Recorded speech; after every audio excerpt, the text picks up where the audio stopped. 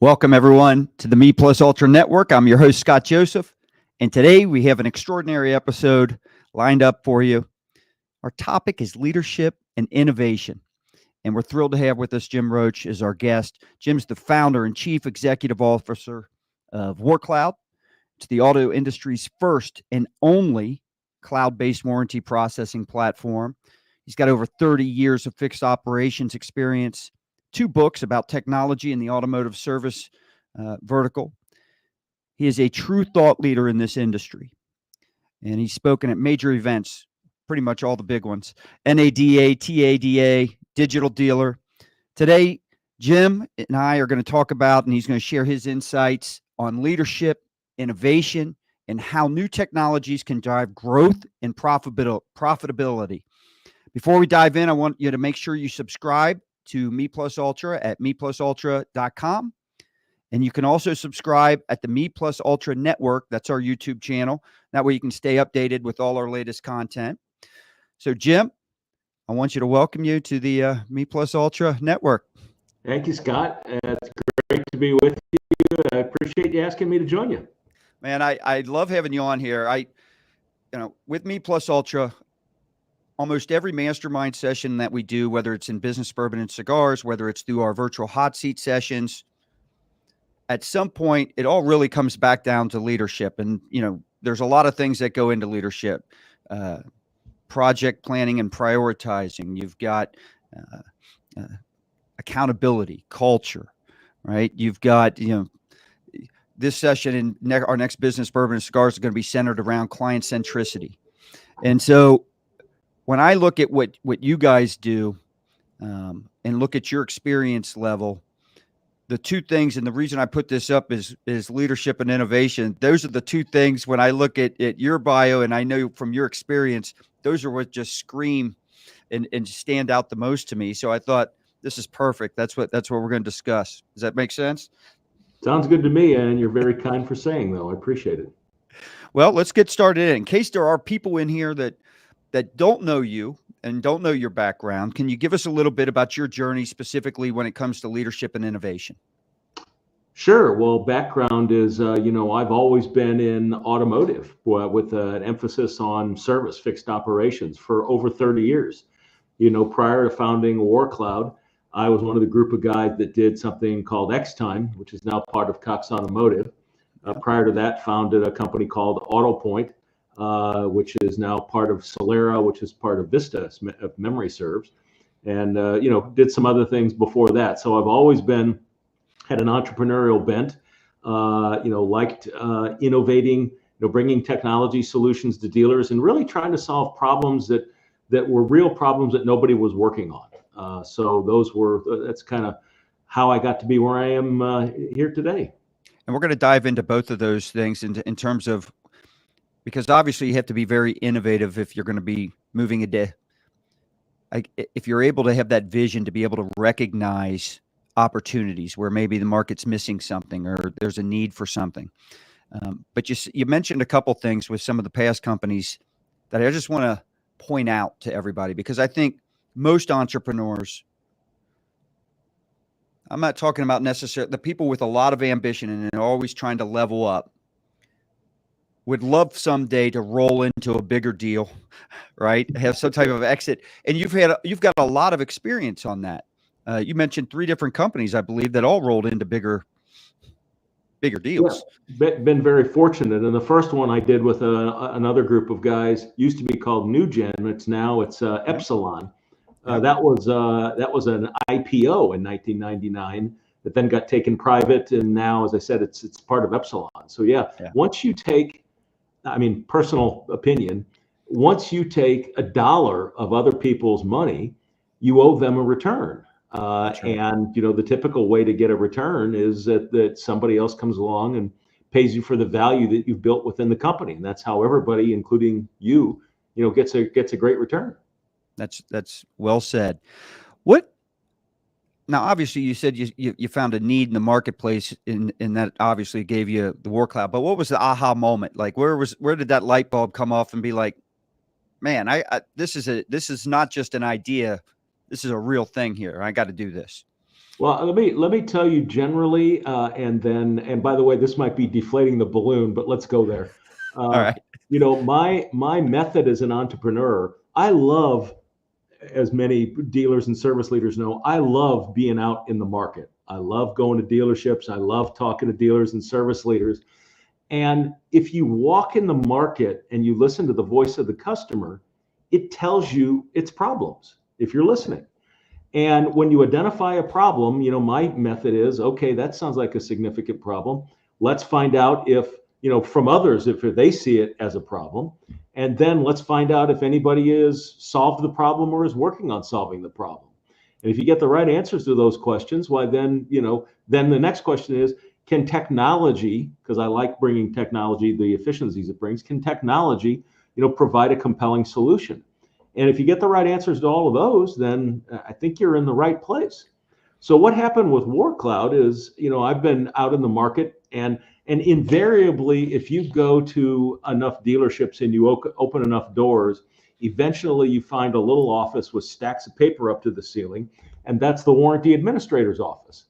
And as a tech entrepreneur, I always felt that, stacks of paper indicated inefficiency.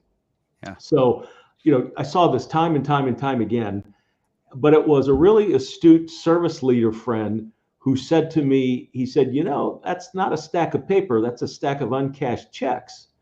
And that was the aha moment.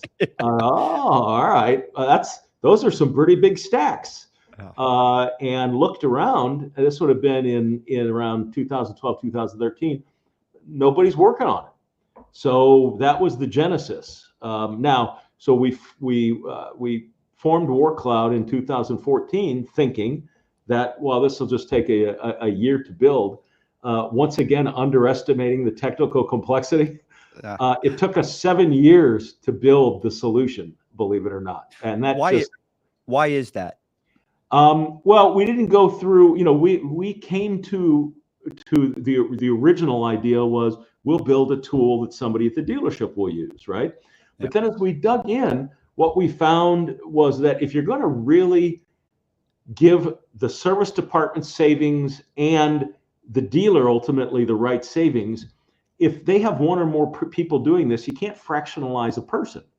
So and dealers were like, is there a way just to get it's a paper chase, it's a slog, it's not focused on the customer, it's a distraction, can you just get it off of our plates?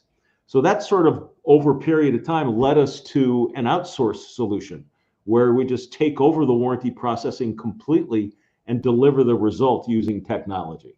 So it was, once again, it was iterating, but mostly it's just listening to the customer, having that conversation with the customer. And eventually they'll tell you if you ask enough questions and if you're listening properly.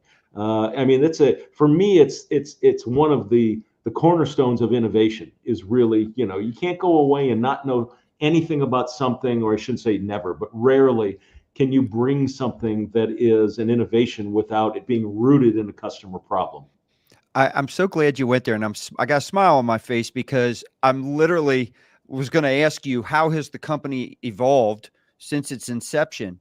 And I talked to a lot of different people, and especially in tech, it seems like when they first start, they have this vision, they build out something, and rarely, as soon as maybe 6 months, once clients are starting to use it, 6 months, with definitely inside of 12 months, the product rarely um, ends up the same as it started. I mean, it's like, I don't want to say a complete opposite, but it is a completely different direction. And it always comes down because good leaders and innovative people, they're not necessarily married to their idea. They're married to satisfying the need, which is the why you started it to begin with, to solve some type of hurt, right? Or to get somebody something that they desperately need, either their money quicker, more money, or to solve the problem of the inefficiencies. And so you just listening to clients and making adjustments. Pretty much. I mean, I'm married to solving the problem, not Yeah. necessarily to what my vision of the thing, until I should say, until I really feel like we understand the problem and the data surrounding it. I mean, as an example, in the case of warranty claims processing, number one, the industry's been doing it the same way for 80 years. So there's a red flag right there, right? Yeah. What we discovered is depending on the brand, and this was through talking to dealers. This was nothing that we invented on our own. Dealers told us what the costs were, and depending on the brand, the cost of warranty processing today, this is OEM warranty processing, right? Consumes somewhere between 12 and 16% of the gross profit from the work, which is a huge bite when you think about profitability. So that was sort of epiphany number one. And going back to, well, how do you make a significant improvement over that? And it can't be making, taking those costs and making those human beings 10% faster. That just doesn't get you there. Epiphany number two was that warranty has been growing since about 2014 and will grow probably another 20% over the next 2 to 3 years. So the problem is increasing. The size of the prize is increasing. And finally, after we were looking at the data, seeing that the role of warranty administrator that has been around for decades is disappearing. The human beings that have historically done that are on the decline. They're retiring, they're leaving automotive, but the younger generations aren't stepping into that role. So there's a scalability problem. So, now, did we know that when we first stepped in? No, of course not. But we're very comfortable now seeing where the industry has evolved and that we're sort of standing squarely in the right place. So if I am a dealer, right? And I've got someone handling all my warranty claims, right? I'm just doing to me, the way I would look at this, because every dealership we love to throw people at problems. We're probably like most businesses. We love to throw people at problems instead of looking for root causes and, in your case, fixing them, right? So there's always a need somewhere. And so if I'm a dealer, right, in which I am, I shouldn't be thinking, all right, I could basically remove a position, which I could, and I could save a salary. Or I could also take that salary and that person, and assuming I have another seat on the bus that would be a very good fit that this person might want to do, I might be able to get other stuff done and become a little bit more, either more efficient or more productive. I don't know. I make someone else's job easier. Right. The first thing that comes to mind, I'm not saying a warranty person could be help somebody like an internet manager, but a lot of times we take our internet managers, right, and they start off with this job description, but after 6 months to a year, they actually end up doing just about everything in the store that's Right. marketing related and advertising, right? We just keep dumping things on them. Sure. There's other positions in the store that have that same situation, that this role, you could probably take that salary, relieve some pressure off of other positions, I guess is where I'm going, and simply replace it with a tool like yours for a lot less, much more efficient, and net more money. Well, precisely. I mean, the typical results we see across all brands, all our dealers in the United States, is warranty revenue increases about 12.4%. The cost of the claims processing drops by about half, and you get your claims processed typically within 24 hours. 70% of dealers today have at least 3 open recs. So why wouldn't you repurpose that person that's been with you for 10, 15 years, right? That know your processes, know your business, Right. and avail yourself of those results. And that's a great example of using technology to bring operational efficiencies. Yeah. What do you think? How do you define a really good leader? What are some of the, what makes them effective? There are so many flavors and so many styles that to me, here's the essence of a great leader, in my opinion. First of all, you have to point everybody in the right direction, right? Or else it's an unruly mob. But you point everybody in the right direction and you get the best that you can out of each individual. That's the essence of a leader at a very high level. Yeah. Because I mean, you look at the different leaders, there's different styles, there's different industries, there's different everything.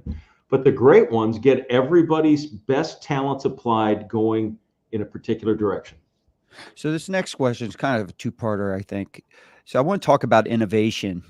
Um, let's talk a little bit about the importance of it. But then what I really want to dive into, because I love, especially tech companies, because first off, every company has to be innovative. We can be innovative with our processes that are really powered by our people and our teams, and we can be innovative by a new sales model. We can be innovative in basically anything we do. But for some reason, right, when the normal person hears innovation, tech is probably one of the first things that comes to mind. And so, as a tech company, what do you do to stay innovative and to keep that going? And then at the same time, kind of balance because you can't disrupt your own company with a constant change to the point where nothing's getting done and you never get in that, I guess, that role or have a lot of that momentum happening. How do you balance that? You used the key word. Since we're in Olympic season, let's take an Olympic example. It's a balancing beam, right? Yeah. You can overdrive your company to the point where it's destabilized. If you underdrive your company, then you're not out there getting everything you can. I mean, the importance of innovation. I mean, you can't every aspect of it. Innovation touches every aspect of your company. It keeps you relevant, right? Because you're adapting to the customer and changing market conditions. It differentiates you from the competition. It attracts new talent. It internally drives, positive evolution. So innovation is the bedrock, I think. And it's not technology. You can innovate anything. That's You right. innovate your service delivery. I mean, you can innovate buggy whips. There's no limit there. So I think, but you have to have that balance. You have to know when to push and when to let the company and the customers, and the market settle a little bit. There's no formula. It's really more of you've got to be tracking the key metrics in your business. How your customers feel. Are you over delivering? Are you under delivering? But to me, particularly in stage growth companies, you also just got to have a feel. You got to have a feel for the market and your customers, and you got to have a feel for your business. You know Sandy Cerami, right? Yeah. All right. So Sandy and I were doing a live stream yesterday, and he brought up the exact same thing you just said. Basically, your gut, right? Your intuition. And I was talking to a gentleman after Sandy's call and I remembered our conversation. I think great leaders all have a good intuition to themselves. They're very it helps you have good vision in terms of what the market might need. And so I'm a data-driven company, right? All my decisions are data, but they start with an intuition. And that was the discussion, Sandy, and I'd love your opinion on this. And here's where I'm going with this. You sat there and said, all right, I see a need in this marketplace. Look at this stack of papers. It's one thing because that's inefficient, but that's money that's outstanding that could be coming into these stores quicker and probably at a higher percentage, right? At some point, you go forward with your intuition and you're developing this product. But when you're making decisions on, should we pivot a little bit here? Should we do this? That's when the data starts coming in, right? I'll give you an example for, like, say, J&L marketing. We're about to roll out a proposal to a big client. And we want to onboard as many stores as we can, obviously, without sacrificing quality, right? And the support that we can do. So that's got to be a systematic way to do that. And I love this. So our president goes to our director of digital marketing. all right, in this proposal, how many can we effectively, without sacrificing quality or support, how many can we roll out per month or every so many weeks or whatever? And I love the answer. Our director of digital marketing comes back. He goes, let me go back to our Kaizen process and let me go back to, because we time everything. We time everything. So our processes are written out, we time it. And that's when we go back to the data. So we're now looking at, our intuition says this is the right way to go, right? This is what our clients are telling us. This is what the market's telling us. We need to develop this, but now we have to use the data. So from a capacity standpoint, we're not overstepping what we need to do here. Does that make sense? And we can give the client what they really want. Does that make Sure. So, but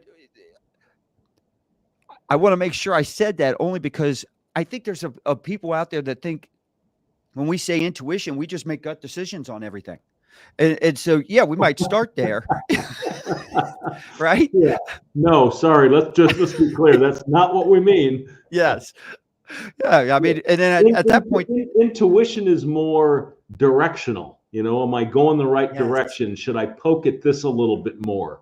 Yeah. But you've got to measure. I always go back to the old Deming. What I call pizza. Plan, do, study. A lot of people say act. I say adapt. Plan, do, study, and then adapt. But part of it's study, right? You got to have key metrics. Yeah, I couldn't agree more.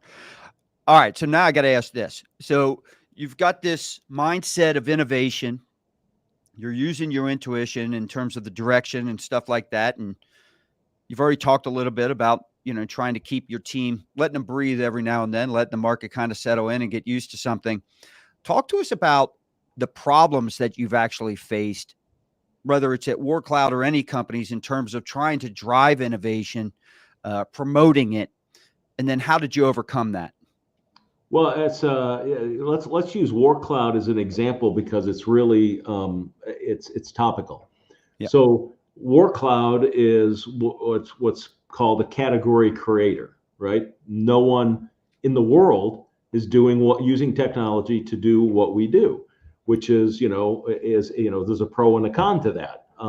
But so when we came to market, no one had ever seen this before. And to a great degree, no one still has, because we're still relatively new. I mean, we came to market within 2021, but we did some market research last year, and about 11% of dealers had heard of us. So using technology to outsource is still a new concept.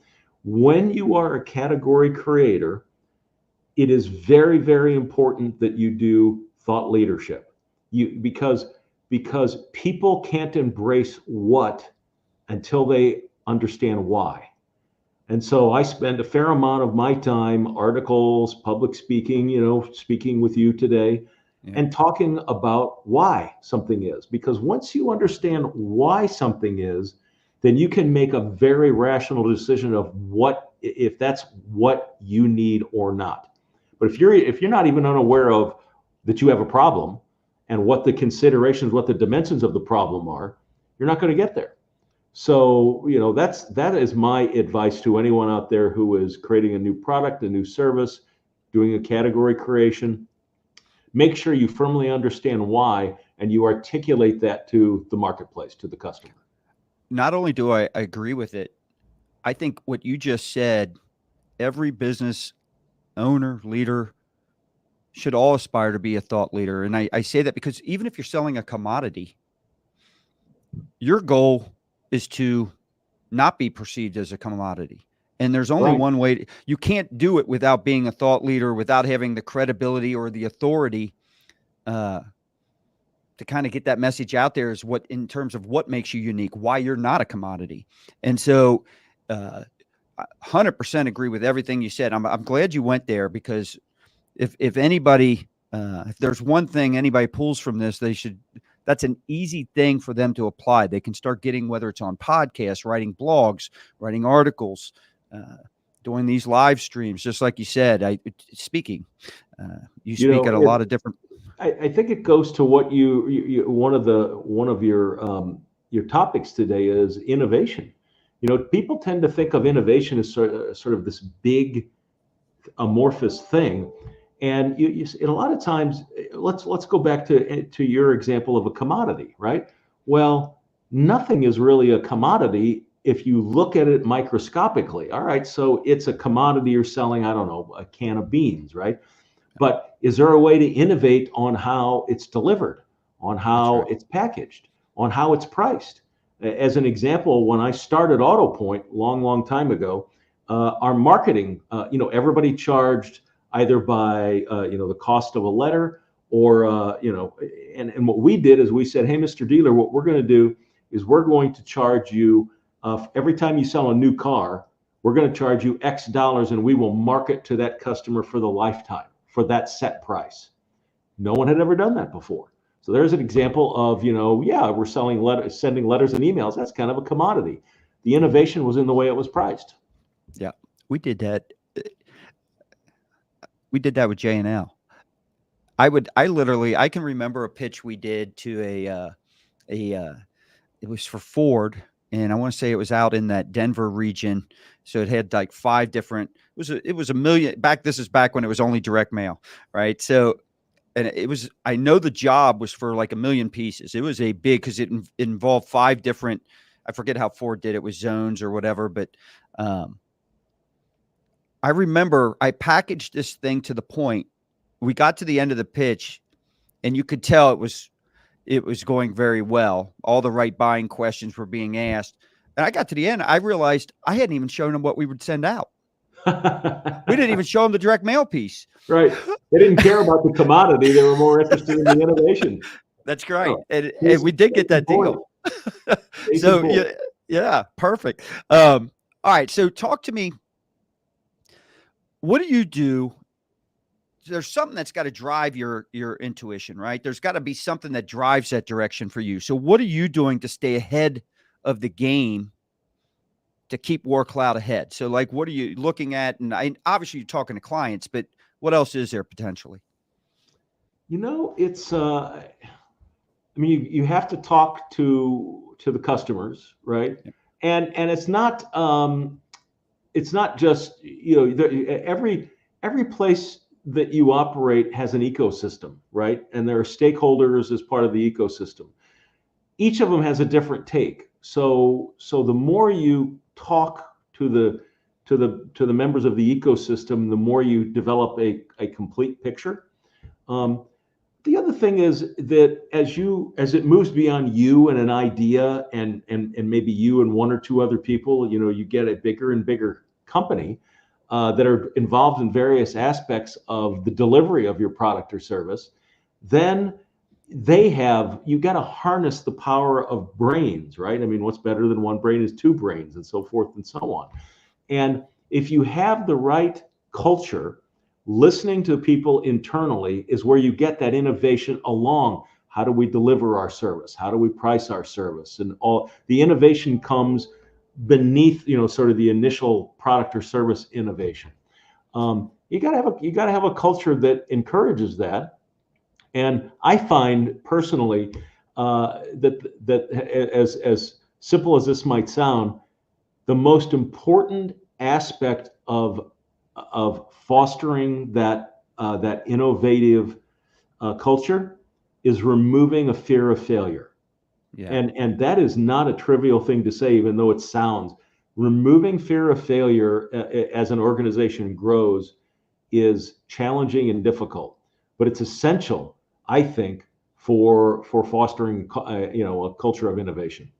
Yeah, it's well said. The one of our on my podcast, on the Business Bourbon and Cigars podcast, one of our earliest guests was Josh Linkner, who's an innovation expert, and he must have harped on that nonstop. And the other thing that you said that he says a lot of, so you guys align a lot on this. It's amazing how people have had success. Success leaves clues, right? And it's like all the successful people, they all talk about a lot of the same things, right? And at some point, I really hope that everybody listening is paying attention to that. They're all doing this, and they're all doing this, and they're all saying this. Maybe there's some truth to that. But you said something a little bit earlier where you said there's this thing about innovation where everyone has this, I guess, this perception like it's this grand, big thing and whatever. And innovation comes in a lot of forms. And he's a big believer in that. Everyone searches for the groundbreaking thing, the breakthrough. But at the same time, it's extremely important to constantly be innovating and make those incremental changes as well. So we're not always searching. We're searching for incremental, continuous improvement, so to speak. And if we have an innovative mindset and we're really paying attention and listening and looking for problems that can be solved, I think that's when it's almost like when we're constantly being innovative and constantly trying to create and add more value, it makes it easier for the groundbreaking stuff and the breakthroughs to kind of come to us. That's well said. Yes, yeah. Exactly. So you guys align very well on that. By the way, if you're ever looking for a very good speaker for any of your business conferences or anything like that, Josh Linkner, I can hook you up with him. Outstanding guy. Duly noted. But I also want to emphasize to everybody, it's one thing to have, and there, not that everybody out there that starts businesses reaches the level of success that you've reached, but you've done it over and over and over again. It's your fourth time. So if I'm hearing this right, so, when someone does something and then they do it again, and then they do it again, and then they do it again, that grabs my attention, and I'm hoping it's grabbing this audience attention, because you're not just doing it at a small scale either. These are all big moves. These are all big accomplishments. And I'm going to ask you this, and I think I know the answer. I'm going to assume that you probably followed a very similar proven process for yourself to start and grow these companies. I guess at a high level. Yeah. I mean, I mentioned, that I listen. I talk to the marketplace and I listen, which is, sounds so simplistic, but I mean, for me, that's in automotive, that was the thing to do.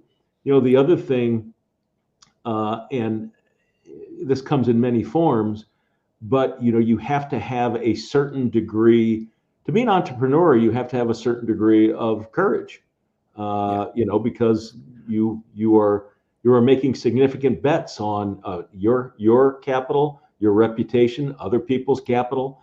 The stakes are not insignificant, particularly if you aspire to become something very sizable. So you have to have that. But I think the thing really, as you mentioned, Scott, I cannot think of anything that I've ever done or that I've even been involved in that wound up being what the original idea was. And so the common denominator in that is the ability, the willingness to pivot and adapt and learn as you go, and I mean, that's, you have to be open to change. So I guess that's a constant in me too. How do you manage that change in the organization? For me,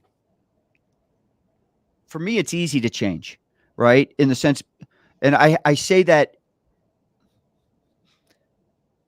because I'm the one coming up with the idea. I'm a visionary in my companies, right? So I'm coming up with the ideas. So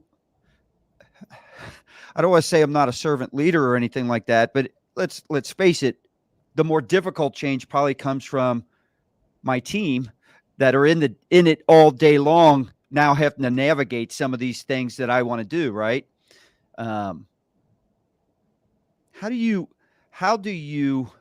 get everyone on board? Because we've went through in some couple of my companies, we've went through some pivots. Some navigated better than others. Eventually got where we needed to be, but it's not always easy getting all those people rowing in that right direction. What's your best advice on that? I go back to, it's the same thing that I mentioned when you're in a category creator situation. People embrace why, and a lot of the time, leaders, they will tell you what you're going to do, and it's kind of, sometimes it's this unilateral, dictatorial, we're going to do this. And, look, people know how they're putting dinner, dinner on the table, so they will salute. But if their hearts aren't in it, you're not getting 100%. It goes back to that being the essence of a leader. If people understand why and they embrace why, then you're going to get hearts and minds going with you. And if you have a discussion about why, and you have an open culture and they don't agree, they may give you a reason to adapt or change your plan. None of us know everything. I mean, I think of recently where I was, convinced myself of, here's a great thing to try and do. And you have the discussion, and here's why I think this way, and you hear the counterpoints. And that won the day in terms of the timing of implementing an idea. So you have to have you have to have transparency. You have to talk about why, and you have to listen. And it's in my experience that if you've got great people who aren't afraid of failing, and they aren't afraid of having a conversation. Once you've collectively arrived at why it's smart to do something, everybody will fall in line with what you're going to do. Gosh, as soon as you said that, it made me think of something. I was talking to a guest once, and he's an expert at going in and helping people articulate or come up with their unique selling proposition, and then really getting it into the marketplace and understanding it. And he's a big believer, just like, and this is where I'm gonna go with this, on before you can do it externally, it has to be sold internally. It has to, where everyone's really excited about the direction, and that starts with the why. And he was in this one plant, and this factory makes ambulances. All right. And so he's interviewing this one guy. He's interviewing the people along the line. And this guy, I guess, has something to do with, the electrical, the wiring going into the ambulance and stuff. And, he asked him, so what's your responsibilities? And that's what the guy answered. And he goes, how do you like it here? And he goes, it's okay. I'm getting another job. This is true. It's not going to sound true, but it's true. He goes, I'm actually getting ready to leave. And the guy goes, really, where are you going to go? He goes, I can make an extra 25 cents an hour at this marshmallow factory across town. This is true story. And so he came back the next day, and the guy's there, and he did a little research, and he goes, man, so on these ambulances, I think it's one ambulance saves on average, does so many stops a day or a month or whatever it was. And it's like thousands. And over the course of a year, it's thousands of lives are saved. And he goes, you're not really a, installer of electrical. I forget how he worded it. He goes, you're really saving thousands of lives a year, because without this, and just understanding why you're doing it and what the real reason is behind it. And I know that's not exactly where you were going, but it does touch to the reason why we have the job, right?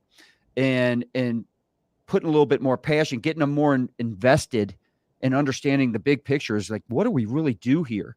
Sure. Arnold Casita. I don't know if it's the most famous example of it, but one of my favorites is, I think it was a senator or a congressman who was visiting NASA headquarters in the late 1960s, and he bumped into a janitor, and he said, what do you do here? And he said, I'm helping put a man on the moon. Thank you. That's the best. You articulated so much better than mine. That was that was perfect. So yeah, that's awesome. I mean, think of the pride that comes in when you're coming from that mindset, and I can see how that would be a lot easier to get people to buy in. So, all right. So let's talk about how you approach problem solving, decision making. All right. It's technology's fast enough. I'd say autos experience, especially the last 5 to 10 years, the pace has picked up dramatically as well. So how do you navigate through problem solving and decision making and make those quick changes like that? I mean, the process is almost always the same. I like to gather data. Just to be clear, quickly, I'm not an advocate of paralysis by analysis. Yeah. But you got to gather some data, get to the point where you feel like you've got your arms around the issue, and make a decision and leave room for adaptation. Right? Yep. Don't get into that mindset of, all right, there it is, set it and forget it. I come back to, my variation of Deming, right? Plan, PDSA: plan, do, then study, then adapt. Yep. And that's something I've been doing since. Well, I back in my Nugent days, we got the company ISO 9001 certified, and that's sort of embedded in my psyche since then. So that's really the thing. Just have enough data to make a decision, set off in the right direction. Some people might call that ready, fire, aim. So I read somewhere, it's a recent, I think within the last couple of years, you guys have like had a growth of over like 400%. Is that, I don't want to butcher your own, I don't want to misspeak here, but I Yeah. thought So last 2 years, our growth has been about 350%. So I won't go to 400, but yeah, it's been tremendous. We're very fortunate. share with us in terms, and you're probably not going to want to take any credit, but I need you to go there for the sake of this interview. I want you to talk to me about where your leadership and innovative approach, I'm not saying you contributed 100%, but what kind of helped lead to that? Yeah, boy, that's No one wants to answer that because you probably got some employees listening, and they deserve credit, and they just rightfully so, right? Oh, But absolutely. We're all standing on other people's shoulders, that's right? right. Which makes it. But look, I mean, what have I done? I mean, you know, incubated the original idea. Yeah. Make sure the company is capitalized. Make sure the company has a plan. Yeah. Um, Make sure that you've got the right people, because you can't do everything. And so if I get some credit for doing something, it's assembling a good team, having a good idea, and making sure that they have the resources to execute the plan. And if I'm not doing those things correctly, recognizing it and fixing it as quickly as possible. I want to go there a little bit because, as I said, you don't have a track record of 4 big successes in a row like that without finding the right people and giving them supporting it in a way that allows them to thrive. That is not an easy task. If I interview, 10 business leaders, business owners, I bet you less than half would say they're good at that. And I'm not saying you're great at it, but the track record says you are. So what is the key to finding the right people? What is, and I'm not asking you for just the exact process that you're doing it, but like, what are some like go-tos that you're like non-negotiables for you when it's finding the right people and then giving them the right support or setting them up? Yeah, I mean, I'm fortunate to have, a good chunk of the senior team at WarrCloud have come with me. They were at X Time, a couple before that from AutoPoint. I have some of our customer success people have been with me going back 20 or 25 years across multiple companies. They're all very, very different people, great people, but recognizing integrity, passionate, particularly passion for the customer, and this is the really self-centered answer that maybe not everybody gives, but you got to find people that you really like spending time around. Because you're going to be And with them a lot. you're going to be with them a lot. Yeah. And so I mean, most of us recognize, everybody's got a different definition of good people, but for Yep. us, we recognize good people when they come into our orbit. And just making sure they're focused on the customer and what's important, that integrity is there, and that they're passionate. I mean, being passionate about what you do really gets you through the times of adversity. And so, it's kind of a wishy-washy answer, but that's how I view it. Well, I can tell you, from a virtue standpoint, I know Teresa Bourdonnais, so obviously, and she's part of our Me Plus Ultra group as well. And I will tell you, she attends every Wednesday meeting that we have virtually, always willing. And to me, you can tell someone's character by how they get involved with others. She's always helping. She's giving. It's constant. So I would imagine you have a team. She's probably not an isolated person in that sense, that you probably got a team surrounded like that. And I also think it's easy to spot a great leader when people follow him. So using Teresa as an example, she's a very high quality person in her right. Corey, Scott, John, Robin, you look across, we've got these high quality people. Are they all high quality in the same way? Of course not. Right. But you got to look for, I guess maybe that's what you have to be high quality in some way, to really, particularly in something like a startup or a stage growth company. That's what you've got to find. Share a little bit of your vision. Where do you see, I guess, the service side, the fixed operations side headed in auto? Where do you see that down the road, 5 years, 10 years down? Yeah, that is a deceptively complex question. So let me synthesize my thinking. What's happening to me after over 30 years in automotive, to some degree, automotive retail is a pendulum that swings back and forth between sales and service, and the pendulum is clearly swinging back towards service, and that puts the profit imperative for the overall store in fixed operations. So what does that mean, and what is going to be influencing that? Well, a lot of people have a lot of views on EVs, but it seems to me that nobody knows to what rate, but they're coming. And the impact that EVs I think there's a lot of people that hope it doesn't come soon, but it's coming. You're right. Yeah, it's okay. Not next year, 3 years from now. I don't know. I don't think anybody knows, but it's coming. And the impact EVs will have on service are very significant.